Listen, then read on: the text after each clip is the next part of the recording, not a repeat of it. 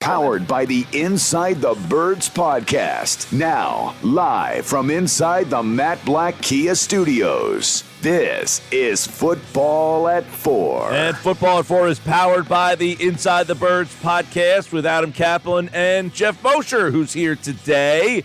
A little football. We talked some defense the other day. PFF has its rankings out, some interesting rankings on the offensive side of the ball that I want to get into with Geoff Mosher here today on the Sports Bash, and some other things as well. A lot of conversation this week about the difference in the gap between the Eagles and everybody else in the division. We bring Geoff Mosher in to the conversation as he's here for another edition of Football at 4. What's going on, Moshe?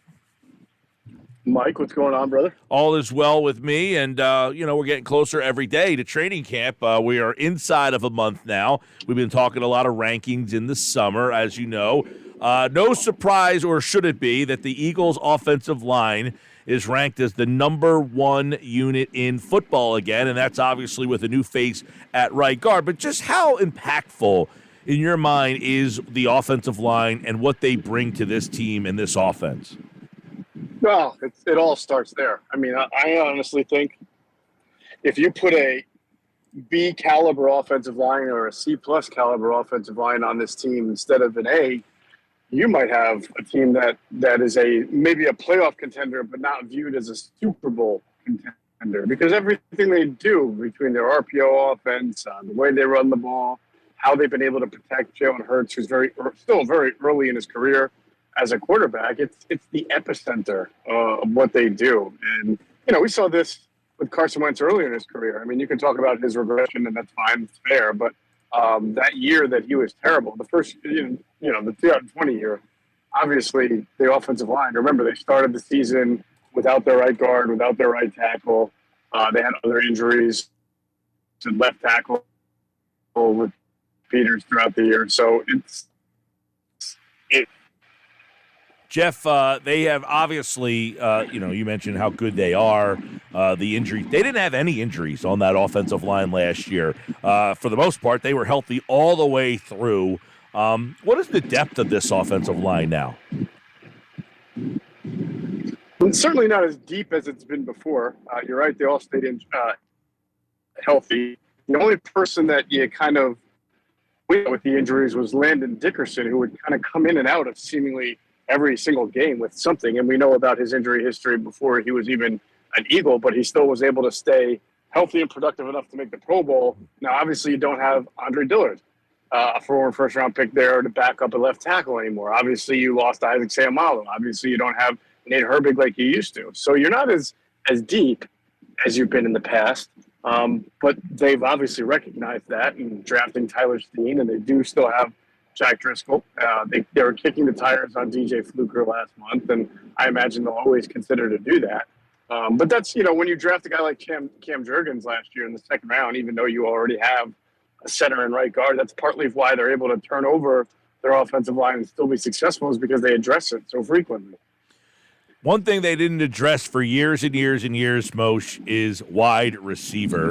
And PFF has the wide receiver ranked unit with the tight ends as the number 2 in all of football. It is a huge difference from where this team used to be at wide receiver. But just how impactful and important are Brown, Smith, and Goedert to how this offense kind of works?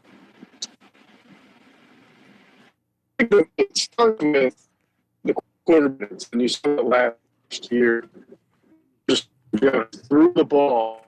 It will look like coverage. I mean, more than one time. I mean, 2 alone in Pittsburgh. There was the one game against the Giants where he got Moshe, we're going to put you on hold for a minute. Josh is going to give you a call back. Your phone is kind of going in and out here, so we'll try to get you back right on the phone here on the Sports Bash Live, 97.3 ESPN. Taking a look at some of the rankings here. Philadelphia, by the way, Cincinnati was number 1. Philadelphia was number 2. Miami was number 3. San Francisco's receivers number 4. Seattle actually number 5. Dallas is number 6, and it's interesting there because Dallas was also the 6th in the offensive line. So they say that Philadelphia has the number 1 offensive line, the number 2 wide receivers. Dallas had the number 6 offensive line and the number 6 wide receiver. So if you're looking at these two rosters right now in some of the rankings going into the season, now this is entering the season, obviously, things change, but they're looking back at Philadelphia, and they're saying Philadelphia has the number 2, Dallas has the number 6.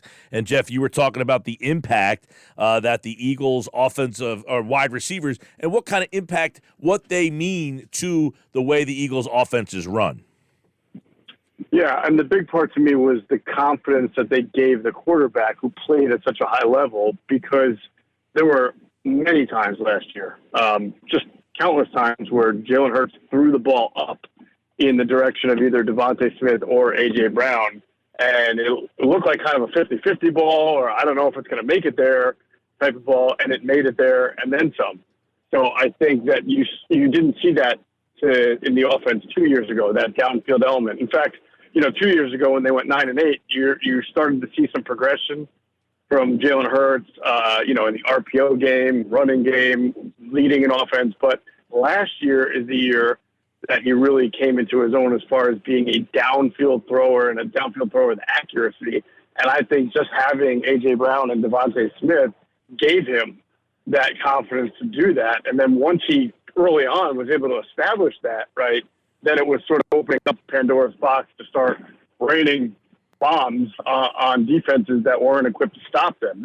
That's just the first part of it, the confidence it gave the quarterback. The second part is obviously the reliability and just the overall acumen of both of those guys to be able to run pretty much any route in the route tree and to be able to make yards after contact. I mean, there are some really good receivers in this league who don't make yards after contact as well as A.J. Brown does and as well as Devontae Smith does. Yeah, Smith is an interesting guy. I think we all kind of acknowledge that Brown is kind of a number one. He had almost 1,500 yards, over 10 touchdowns last year. But you're not going to see Devonta Smith in year number 3, and he could be ready to take even a bigger jump forward from his production, which was really good last year. There are times I watch the Eagles on tape, and I feel like Devonta Smith might be just as good, if not better, than A.J. Brown. They're different. They're built differently, of course. But Devontae Smith's 50-50 game, his contested catch game, is really darn good. And A.J. Brown sort of gets the headlines for sort of his late hands and his ability to kind of generate a little push-off or catch a ball that is in traffic. But Devontae Smith does it really well when you consider the fact that he's not built like A.J. Brown. He's the Slim Reaper for a reason. It's even more impressive. But the one thing that will stand out is that there are, more than a handful of moments where there's a ball thrown to A.J. Brown that he just doesn't get and drops it.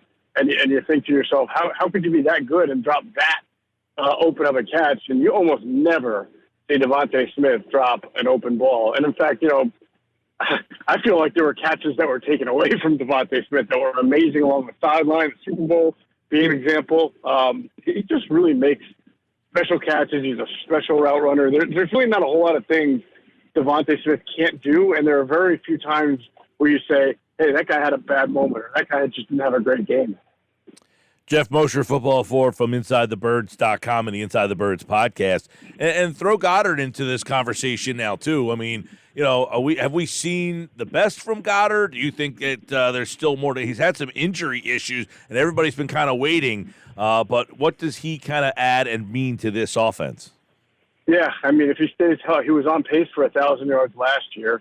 If he plays 17 games, there's no reason he can't get 1,000, 1,100 yards even. The only question is there enough balls to go around for everybody to kind of catch and hit that mark? He's a physical specimen. He's a great athlete.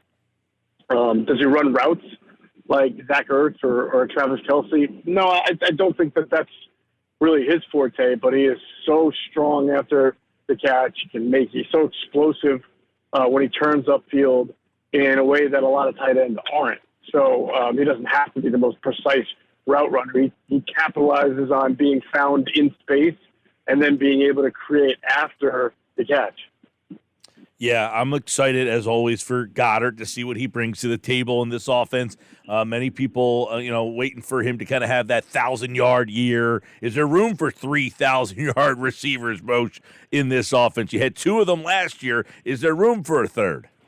It's hard because maybe I want to say yes, there would have been last year if Goedert didn't get hurt a little bit. But then again, now you've got running backs who catch the ball.